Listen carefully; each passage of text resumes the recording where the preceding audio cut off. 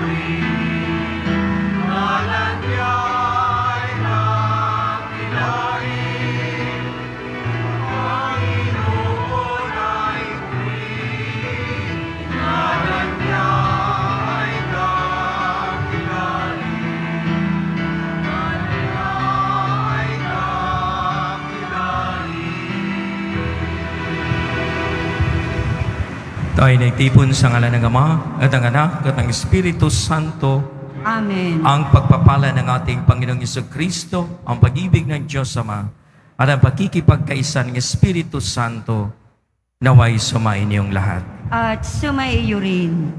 Mga kapatid, gayon na lamang ang tiwala ng Diyos sa tao upang bigyan niya tayo ng di mabilang na mga biyaya.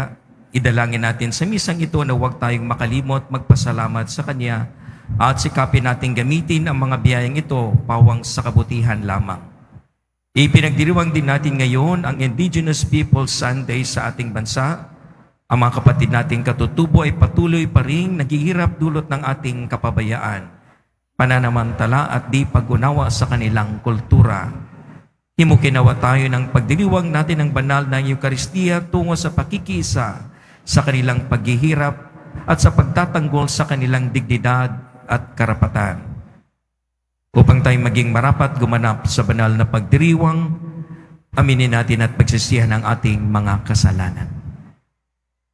Inaamin ko sa makapangyarihang Diyos At sa inyo mga kapatid, na lubha akong nagkasala sa isip, sa salita, at sa gawa at sa aking pagkukulang. Kaya isinasamo ko sa mahal na Birheng Maria, sa lahat ng mga anghel at mga banal, at sa inyo mga kapatid, na ako'y panalangin sa Panginoong ating Diyos. Kawan tayo na makapangyarihang Diyos, patawarin tayo sa ating mga kasalanan, at patnubayan tayo sa buhay na walang hanggan. Amen. Panginoon, kaawaan mo kami. Panginoon, kaawaan mo kami. Kristo, kaawaan mo kami. Kristo, kaawaan mo kami. Panginoon, kaawaan mo kami. Panginoon, kaawaan mo kami.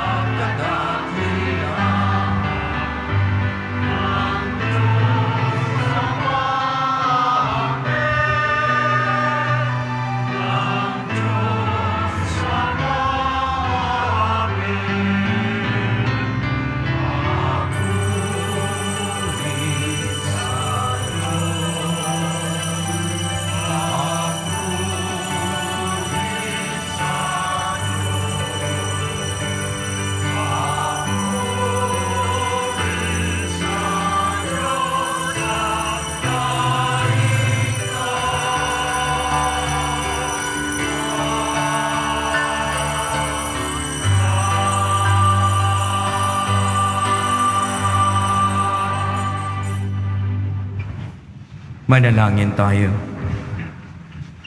Ama naming makapangyarihan, ang iyong dakilang pagkamauwain ay nangingibabaw sa aming ginagawang kabutihan at ininadaring ng mga kahilingan. Ang kagandahang loob mo sa amin na gawin mong mag-umapaw upang ang kasalanang ipinangangambang hingi ng kapatawaran ng buti naming takot na ikaw ay lapitan, ay iyong patawarin ng lubusan at ang iyong pinag-aalangan naming hilingin sa pagdarasal ay iyong pagbigyang aming makamtan sa pamamagitan ni Jesucristo kasama ng Espiritu Santo, magpasawalang hanggan. Amen. Magsiupo muna po ang lahat.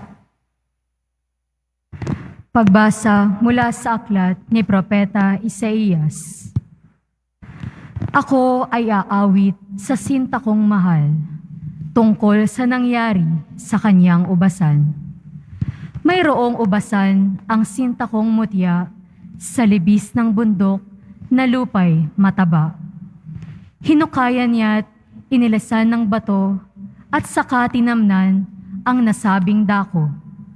Mga piling puno ng mabuting ubas, itinanim niya sa nasabing lugar. Sa gitna'y nagtayo ng isang bantayan at nagpahukay pa ng sadyang pisaan. Pagkatapos nito ay naghintay siya na ang kanyang tanim ay magsipamunga. Ngunit ano ito? Pagdating ng araw, ang kaniyang napitas ay ubas na ligaw. Kaya't kayo ngayon, taga Jerusalem, at gayon din kayo, mga taga Huda, kayo ang humatol sa aming dalawa, ako at ang aking ubasan. Ano pa ang aking nakaligtaang gawin sa aking ubasan? Bakit nang ako'y mamitas sa itinanim kong mabubuting ubas, ang nakuha ko ay ubas na ligaw? Kaya't ito ngayon ang gagawin ko sa aking ubasan. Papatayin ko ang mga halamang nakapaligid dito. Wawasakin ko ang bakod nito. Hahayaan kong ito'y mapasok at sirain ng mga ilap na hayop. Pababayaan ko itong lumubog sa sukal, mabalot ng tinik at dawag. Di ko babawasin ang sangat dahong labis. Di ko pagyayamanin ang mga puno nito.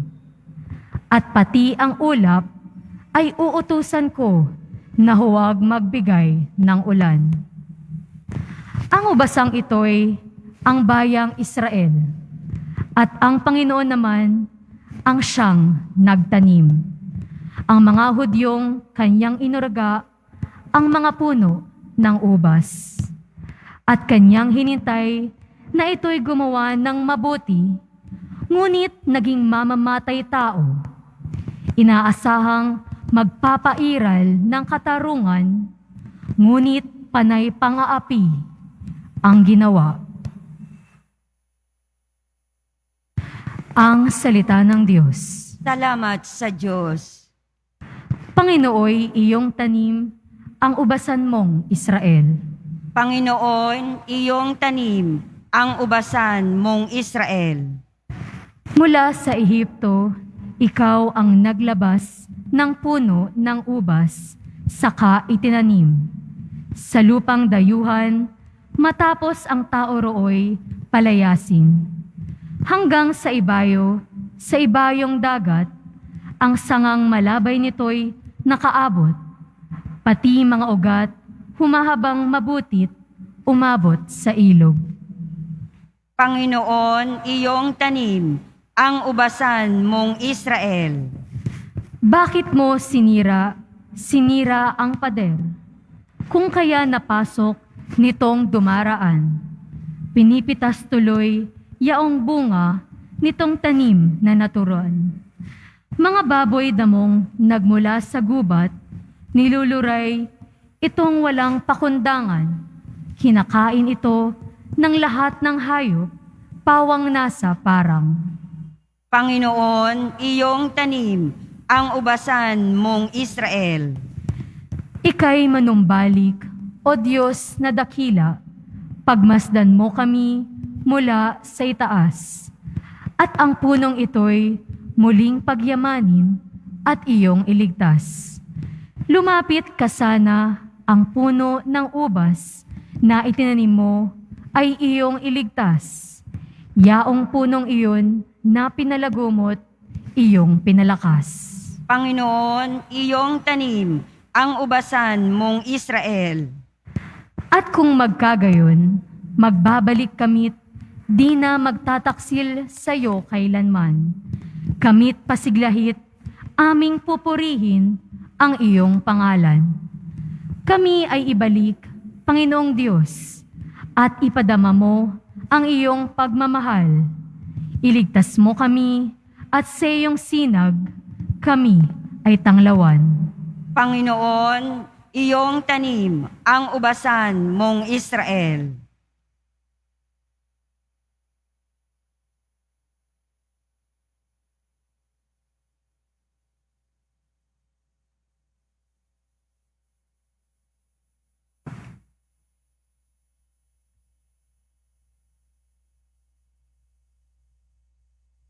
Pagbasa mula sa sulat ni Apostol San Pablo sa mga taga-Pilipos. Mga kapatid, huwag kayong mabalisa sa anumang bagay. Sa halip, ay hingin ninyo sa Diyos ang lahat ng inyong kailangan sa pamamagitan ng panalangin may pasasalamat. At ang di malirip na kapayapaan ng Diyos ang mag-iingat sa inyong puso at pag-iisip sa pamamagitan ni Kristo Jesus. Sa wakas, mga kapatid, dapat maging laman ng inyong isip ang mga bagay na karapat-dapat at kapuri-puri, mga bagay na totoo, marangal, matuwid, malinis, kaibig-ibig, at kagalang-galang. Isagawa ninyo ang lahat ng inyong natutuhanan, tinanggap, narinig, at nakita sa akin. Kung magkagayon, sa inyo ang Diyos na nagbibigay ng kapayapaan. Ang salita ng Diyos. Salamat sa Diyos. Magsitayo po ang lahat.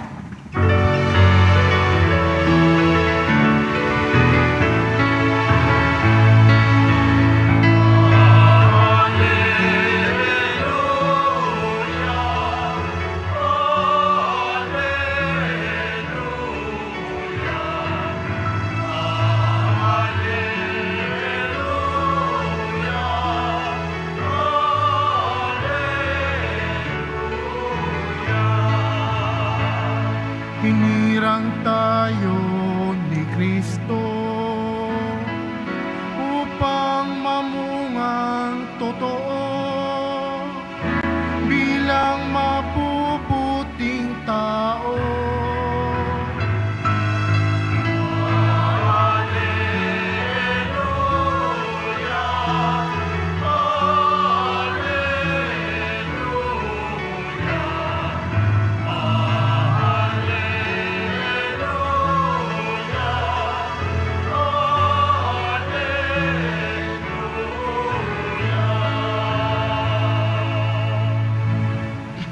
Sumayin niyo ang Panginoon. At sumaiyo rin. Ang mabuting balita ng Panginoon ayon kay San Mateo. Papuri sa iyo, Panginoon. Noong panahong yun, sinabi ni Jesus sa mga punong saserdote at matatanda ng bayan, "Pakinggan ninyo ang isa pang talinghaga. May isang taong nagtanim ng ubas sa kanyang bukid at ito'y binakuran niya. Umuha siya roon ng pisaan ng ubas at nagtayo ng isang mataas na bantayan. Pagkatapos ng kanyang iniwan sa mga kasama ang ubasan at siya'y nagtungo sa ibang lupain. Nang dumating ang panahon ng pitasan, Pinapunta ng may-ari ang ubasan ang kanyang mga alipin upang kunin sa mga kasama ang kanyang kaparte. Ngunit sinunggaban ng mga kasamang mga alipin, binugbog nila ang isa, pinatay ang ikalawa, at binato naman ang ikatlo. Pinapunta ulit ng may-ari ang mas maraming alipin, ngunit gayon din ang ginawa ng mga kasama sa mga ito. Sa kauli-uli ay pinapunta niya ang kanyang anak na lalaki. Igagalang nilang aking anak, wika niya sa sarili. Ngunit nang makita ng mga kasama ang anak, sila'y nag-usap-usap, ito ang tagapagmana, halik kayo, patayin natin nang mapasa atin ang kanyang mamanahin. Kaya't siya'y sinunggaban nila, inilabas sa ubasan at pinatay. Pagbalik na may-ari ng ubasan, ano kaya ang gagawin niya sa mga kasamang iyon? Sumagot sila, lilipulin niya ang mga buhong na iyon at paalagaan ng ubasan sa ibang kasama na magbibigay sa kanya ng kaparte sa panahon ng pamimitas. Tinanong sila ni Jesus, hindi pa ba ninyo napapasa ang talatang ito sa kasulatan? Ang batong itinakwil ng mga tagapagtayo ng bahay, ang siyang naging batong panulukan.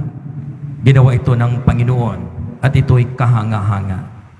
Kaya nga sinasabi ko sa inyo, hindi na kayo ang pagarian ng Diyos, kundi ang bansang maglilingkod sa Kanya ng tapat.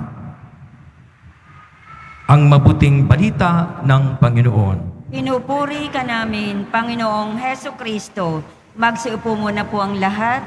Noong mga nakaraang linggo, narinig din natin ng mga talinghaga, pero ito'y napapatungkol direkta sa mga disipulo ng ating Panginoon Kristo at maging mga pagano. Ito namang ating talinghagang narinig ay diretsahang patungo o diretsang masasabi para sa mga kumukontra sa ating Panginoong Kristo. Mga kapatid, masasabi po natin na maging ang unang pagbasa sa aklat ni Propeta Isaías ay talagang inayos ng Diyos ang kanyang ubasan na nagsasagisag ng bayang Israel. Inayos niyang lahat na doon ang kung sinong tagapangalaga, sino magkukultivate, napakaayos upang magbunga ito. Maalala din natin maging sa paglikha ng sanlibutan na simula't simula maging unang paglikha ng araw, paghiwalay ng lupa sa kalangitan, sa karagatan, at maging sa paglikha ng mga kahalamanan, kahoy, mga isda sa karagatan at tubig, at mga hayop sa kapatagan o kung ano pa mang nakikita natin, ayos po ito. Kung isa-isahin po natin, that was very good during that day na nilikha ng Diyos. So, ibig sabihin po, maayos. Sa kaayusan ito, ipinamana sa atin, ipinahiram sa atin, pinapaalaga sa atin, pinapaalaga sa bayang Israel na kanyang dinsahang pinagsasabihan, pinag-alaga sa atin sa kasalukuyang bayang itong pinili ng Diyos. Napakaganda. Ito po ang intensyon ng Diyos. Pero po sa katigasan ng tao, binabago ito. Hindi lamang binabago ang maayos ng nilikha ng Diyos, sinira pa.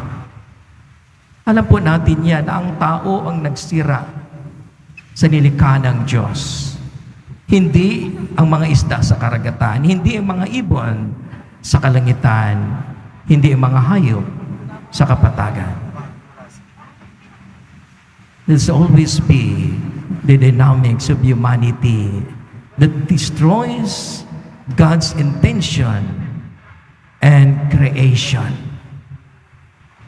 Binigay. Sayang ika nga kung ating marinig ang ating ebanghelyo sa mga pangyayari. Ibinigay, ipinagkatiwala na dapat ito ay magbunga. Pagkos ang maging inutusang kumuha ng kaparte, binugbog, pinatay. Hindi lamang yun, nagpadala pa ulit ng mga katulong na kukuha ng parte. Ganun ang ginawa. Mga kapatid, sa atin pong minsang pagsira ng intensyon ng Diyos. At maging simula ito ng ating mismong sariling pagkatao sa loob ng pamilya at maging sa komunidad, ito ay kumalat. Na kung ating titingnan, maging sa mga ari-arian, maraming kadahilanan na sila'y nag-aaway. Sasabihin, kailangan partihin ang lupa. Na kung ating pong titingnan, paano mapaparti at paghihiwalayin ang lupa para sa iba. In reality, we cannot even separate the land. We only share the produce, ang bunga, ang ating binabahaginan. Ang lupa ay mananatili as it is. Hindi mo siya mapapahiwalay, kaya nga meron tayong kawikaan. Ahin natin yan, hindi naman natin madadala. Aanin natin yan kung ang ating mga relasyon ay kakawatak-watak. Aanin natin yan kung hindi natin mapangalagaan dahil tayo hindi maayos na nangangalaga sa ubasang yan. At dito natin nakikita ang ating mismong mga sarili dahil mismong tayo kasama ng ating komunidad, ang ating pamilya, ang kasalukuyang ubasan ng ating Panginoon Kristo na ating pinababayaan. So ang nangyayari, nasisira ang intensyon ng Diyos, maging napaghihiwalay ang relasyon ng kapwa-tao. Because of that, we try to separate ourselves with the intentions. Hindi po ba tayo nagtataka na sa kwento ng talinghagang ito, na para po bang risky ang ginawa nito may-ari ng ubusan na ipapadala ang kanyang bugtong na anak sa kabila ng lahat na merong nangunguna kumuha ng kaparte, bakit ang anak pa ang pinili? That is, of course, ito ay napapatungkol sa ating Panginoon Kristo na sa pagmamahal sa atin ng Ama, sa kabila ng lahat ng biyayang pinagkaloob niya sa atin, ang ubasan ng atin mismong pagkatao na naroroon ang biyaya ng Diyos, pinagkalooban tayo ng lahat-lahat, pinagkalooban ang pamilya simula lahat. We have to understand, sisters and brothers, when we exist in this world, the humanity, we have nothing of our own. Wala talaga po tayo. Wala tayo at the very beginning investments. Kung meron man tayo bunga ng ating pagsisikap, ito po ay karaniwang gagawin, lalo na po tayong tagasunod ng ating Panginoon Kristo na ipinamamahala sa atin ang ubasang ito para ito ay pagbabahaginan. Pero nga lang po, tulad na aking nabanggit sa katigasan ng tao at maging sa kwento ng kasaysayan na mga nauna sa atin, kung matatandaan niyo maging ang kwento ni Cain at Abel, ano ang nangyari sa dalawang magkapatid? Pinatay ni Cain ang kanyang kapatid na si Abel. At nung tinanong ng Diyos, nitanong ni Yahweh kung saan ang kapatid ni Cain, anong sabi ni Cain? Am I my brother's keeper? Ako ba ang tagapangalaga ng kapatid ko? Hindi na niya nakakalimutan na niya ang relasyon na sila'y magkakapatid. Bunga ng inggit, bunga ng silusan marahil, bunga ng pagkaganit ng isang tao, nakakalimutan na sila'y magkakapatid. Hindi po yung kaiba sa mga pangyayari sa ating kasalukuyang panahon na marami po sa atin sa kabila ng lahat, ganit, greed, sobra-sobra na nakawala ng iba. At sasabihin po natin minsan, bakit ganito ang Diyos? Parang hindi patas ang Diyos. Bakit mayaman sila? Bakit mahirap ito? Bakit mahirap ako? Bakit mayaman sila? This is not, first of all, sisters and brothers, the intention of God. Walang nababaliwala sa intensyon ng Diyos at sa plano ng Diyos. He gave us all everything, and everything belongs to God. Tayong tao ang nagpapahulay nito. Ang mga ganid ay talagang sumusobra. Hindi lamang po ito sa kanyang sarili, maging sa loob ng pamilya. Na kung atin pong titingnan in reality, hindi po kaya ng isang tao na magiging ganid. Ma-overdose po siya. Hindi nagiging ganit dahil sa kanyang pamilya, nang dahil sa iilan sa kanila. And there was no intention of taking the potential that he has, the possibilities of that person, perhaps using all those for the whole humanity, for the whole people of God. If you have that mentality, na ang kapakanan ng karamihan, na ang kapakanan ng pamilya ng Diyos na binubuo, ang potential mo ay mabunga. Pero kung yung atin mismong sa loob lamang ng ating sarili ay nagiging ganit ka sa loob ng mga pamilya, mga kapatid, I look at it as a family in crime. Nang minsan siguro masasabi nating pamilya nakasabwat sa isang krimen. You don't understand ang kahulugan po ng mafia? That's the meaning of mafia. Ibig sabihin po, ako, pamilya ko, at ilang kamag-anak ko, kami lang ang magkukontrol sa negosyo. Kami lang at ang aming kapakanan ang mauna. Wala akong pakialam sa iba. That is when the family becomes a crime na hindi na nakikita na una higit sa lahat kung bakit narito ang ating Panginoon Kristo is to establish a big family under one Father in heaven. Di po ba't sama-sama tayong nagdadasal sa ating Ama? Dahil ang ating kaisipan kang kaingat sumunod tayo sa intensyon ng ating Panginoon Kristo, sumunod tayo sa kanyang plano, sumunod tayo sa kanyang pagsasakripisyo. That is because we want to establish not just my own family, but the family of God, the family of humanity, regardless of color, race, and whatever potentials that you have. This is the intentions leading us into. Kaya nga natin sinundan ang ating Panginoon Kristo, and we claim as His followers, we claim as Christians, because this is what God intends. This also, I allow myself to be baptized and identified to that intention of God. Bakit natin iniiba? Bakit natin sinisira? Na sa bandang huli at sasabihin natin, parang hindi ata patas ang Diyos. Sisters and brothers, the very beginning of God's creation that includes us, there was already justice. There was already a sense of good in humanity and all God's creation. Tayo po ang sumira. Hanggat hindi natin ito na ipapalik, tayo din ay makakaranas ng patuloy nito.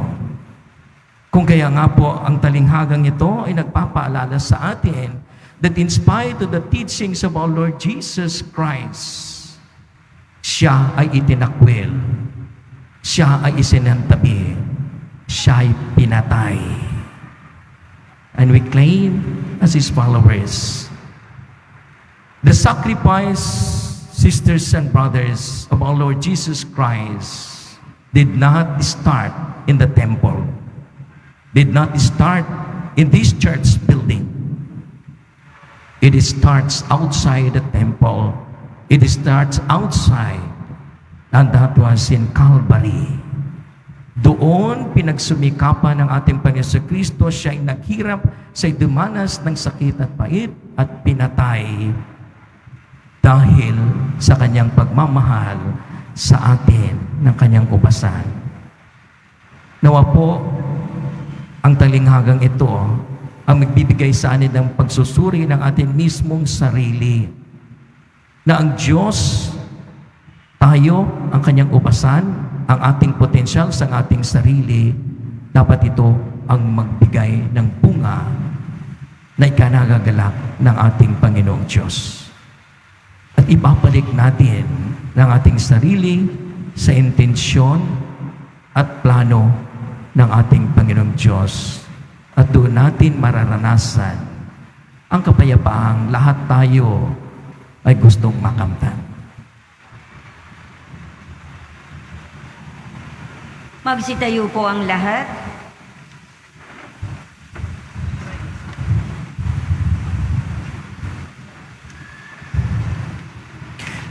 Muli, payag natin ang ating pananampalataya. Sumasampalataya ako sa Diyos amang makapangyarihan sa lahat, ng may gawa ng langit at lupa. Sumasampalataya ako kay Kristo, iisang anak ng Diyos, Panginoon nating lahat. Nagkatawang tao sa lalang ng Espiritu Santo. Pinanganak ni Santa Mariang Birhen. Pinagpakasakit ni Poncio Pilato. Pinako sa krus, namatay, inilibing. Nanaog sa kinaruruunan ng mga yumao. Nang may ikatlong araw na buhay na maguli, umakyat sa langit. Naluklog sa kanan ng Diyos amang makapangyarihan sa lahat. Doon magmumulang paririto at hukom sa nangabubuhay at nangamatay na tao.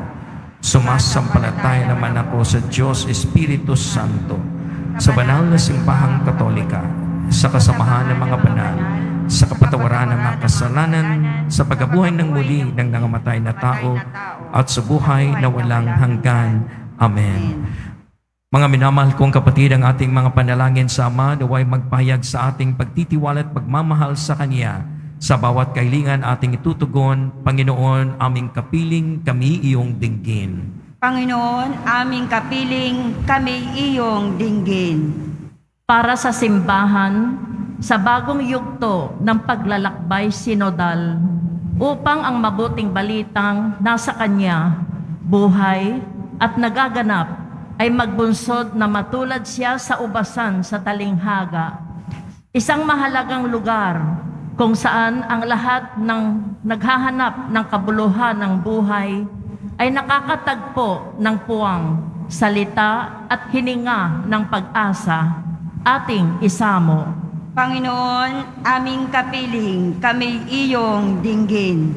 Para sa mga obispo at ang lahat ng nakikibahagi sa pagtitipong sinodal, upang ang mga panukala ay bumukal sa pakikinig sa Espiritu Santo nang madama ng buong bayan ng Diyos na pinasisigla ng pagbubuklod na sila ay nakikibahagi sa buhay ng simbahan at dapat maging buhay at nakahihikayat na saksi sa mundo ng kasariwaan ng mabuting balita. Ating isamo. Panginoon, aming kapiling, kami iyong dinggin. Para sa mga teologo, upang ang kaloob na karunungan at pagpapahayag ng Diyos at matambal sa kanilang ibinahagi sa gawain ng pagtitipong sinodal, nang ang biyayang pananampalataya ay maging buhay ng buong bayan ng Diyos. Ating isamo. Panginoon, aming kapiling, kami iyong dinggin. Para sa mga kabataang naghahanap ng katotohanan at tunay na pagsaksi, katiyakan as espiritualidad, upang bilang bunga ng paglalakbay sinodal, lalo silang makisangkot sa buhay at misyon ng simbahan sa kabila ng mga hamon ng mundo sa kasalukuyan, nang marami sa kasinggulang nila ang umigting ang pag-asang umuusbong sa pakikipagtagpo kay Kristo. Ating isamo. Panginoon, aming kapiling, kami iyong dinggin. Para sa ating natitipon ngayong nakikibahagi sa sambayanang Kristiyano sa iba pang panig ng mundo, upang ang nalasap nating kabutihan ng Diyos sa pagbabahaginan ng katawan at dugo ni Jesus ang magbukas sa atin sa panibagong pagtingin sa ating kapwa at magdulot ng mga saksi ng kagandahang loob sa mundong ating ginagalawan. Ating isamo. Panginoon, aming kapiling, kami iyong dinggin. Ama naming makapangyarihan, kapiling ka namin sa aming paglalakbay, bigyan mo ng kaganapan ng aming mga hinihiling at nilalayon. Ikaw na nakakabatid ng lahat ng makakabuti sa amin. Gawin mo kaming simbahang makakaklakbay habang kami naglalakbay sa mundong ito hanggang kami sumapit sa tunay naming hantungan sa piling mo sa pamamagitan ni Jesucristo kasama ng Espiritu Santo magpasawalang hanggan. Amen. Magsipo muna po ang lahat.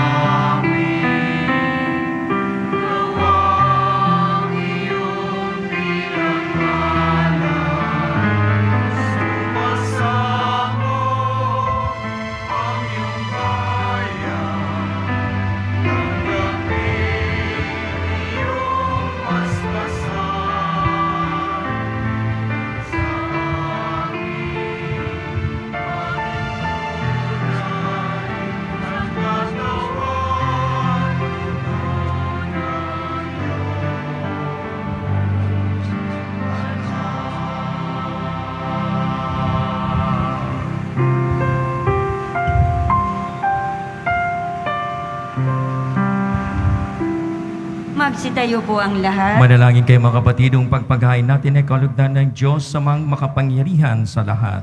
Tanggapin nawa ng Panginoon itong paghahain sa iyong mga kamay, sa kapurihan niya at karangalan, sa ating kapakinabangan at sa buong sambayanan niyang banal. Ama naming lumikha, tanggapin mo ang mga paghahain ng mga alay ng iyong inahabilin at sa pagdiriwang ng dapat naming ganapin, ang kabanalan ng iyong pagliligtas na may sumasa amin sa pamamagitan ni Jesucristo kasama ng Espiritu Santo magpasawalang hanggan. Amen. Sumainyo ang Panginoon. At sumaiyo rin. Itaas sa Diyos ang inyong puso at diwa. Itinaas na namin sa Panginoon. Pasalamatan natin ang Panginoong ating Diyos. Marapat na siya ay pasalamatan. Ama naming makapangyarihan, tunay ngang marapat ikaw ay aming pasalamatan.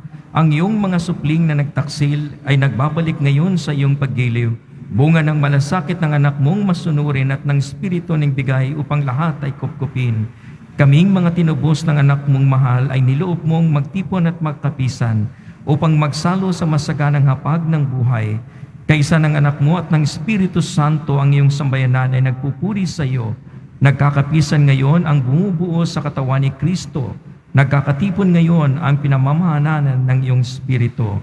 Kaya kaisa ng mga anghel ay nagsisiawit ng papuri sa iyo ng walang humpay sa kalangitan. Kami nagbubunyi sa iyong kadakilaan.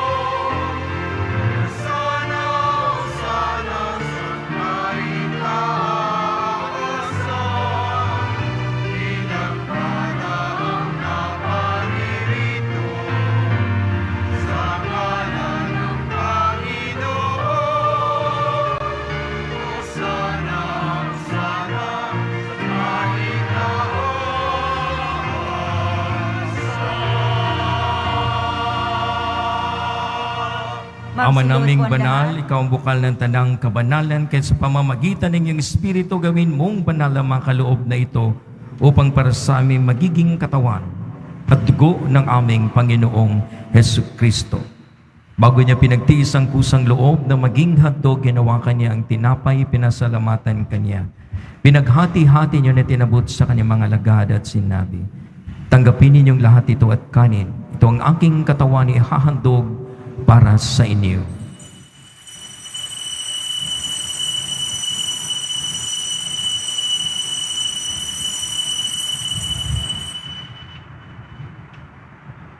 Yun din naman ang matapos ang hapunan, hinawakan niya ang kalis. Muli kanyang pinasalamatan, inabot niya ang kalis sa kanyang mga alagad at sinabi, tanggapin ninyong lahat ito at inumin ito ang kalis ng aking dugo ng bago at walang hanggang tipan. Ang aking dugo na ibubuhos para sa inyo at para sa lahat sa ikapagpapatawad ng mga kasalanan. Gawin ninyo ito sa pag-alaala sa akin.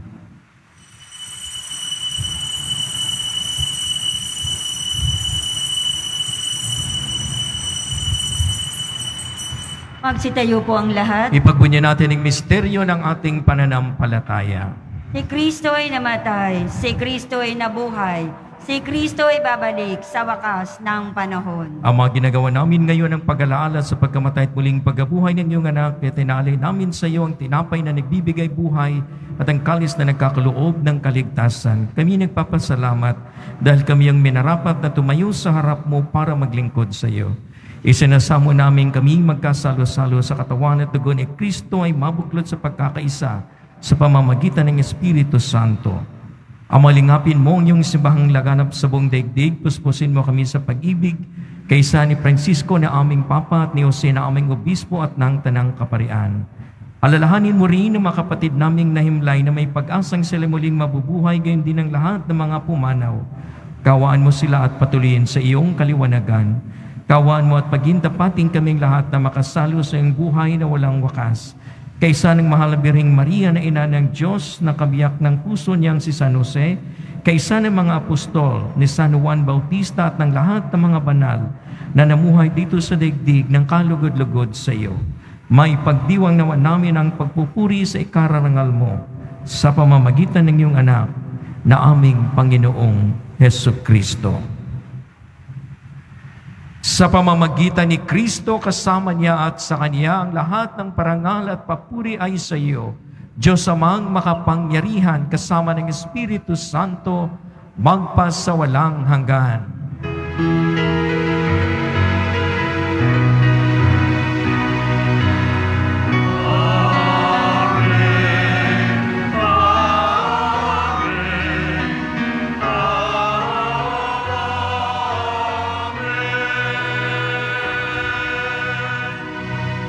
Magkakapatid tayo sa isang Ama natin sa langit, dumulog tayo sa ating Ama sa panalangin tinuro ng ating manunubos na si Jesucristo.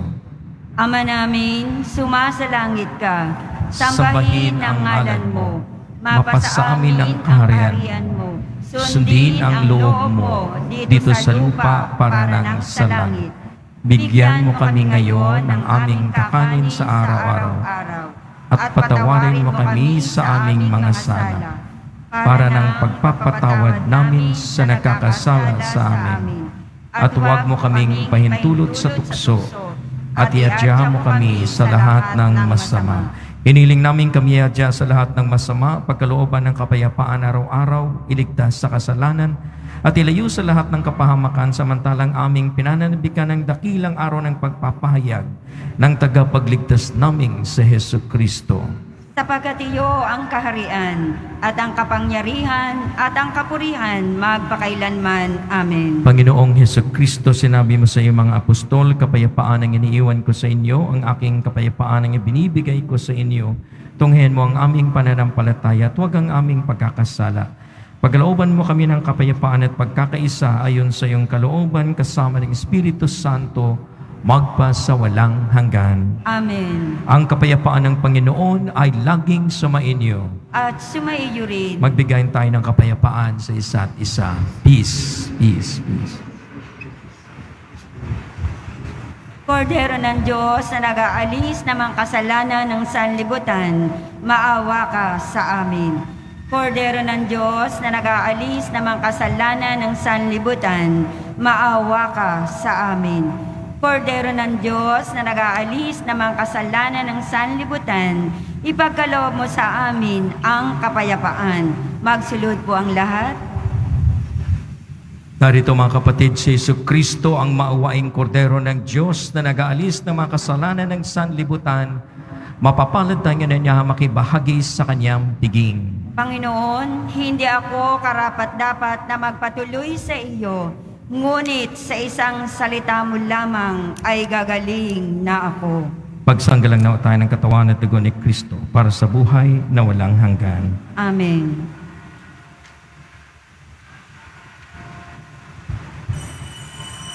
Para sa lahat ng tatanggap ng banal na komunyon, sasagot po tayo ng amen. Pagkasabi ng pari o ng lay minister ng katawan ni Kristo at isubo agad sa bibig bago umalis sa harapan ng pari o lay minister. Sumunod po tayo. Maraming salamat po.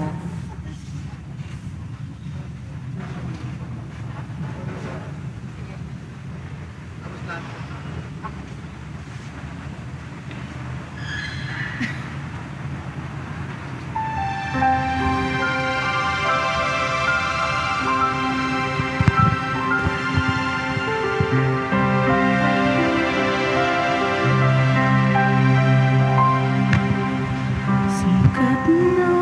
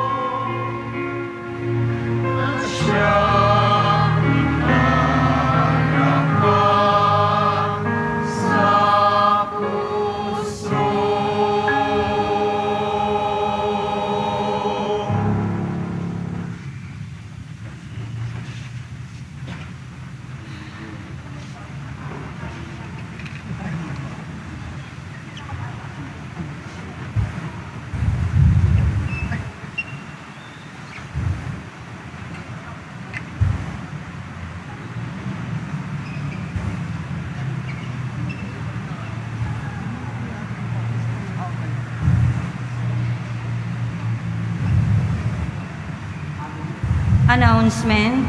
Ngayon po ay linggo ng mga katutubong Pilipino. Kaugnay nito, magkakaroon po tayo ng second collection upang suportahan ang mga gawain at programa ng CBCP, Episcopal Commission on Indigenous Peoples. Tumulong po tayo.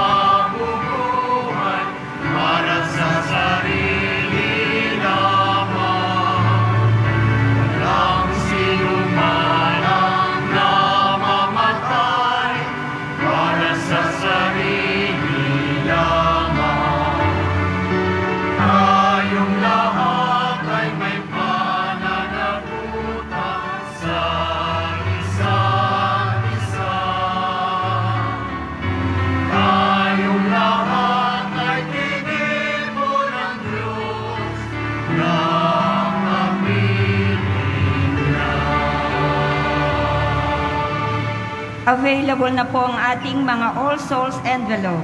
Sa mga nagnanais, maaari kayong kumuha ng malapit sa mga may pintuan ng ating simbahan o sa information guard.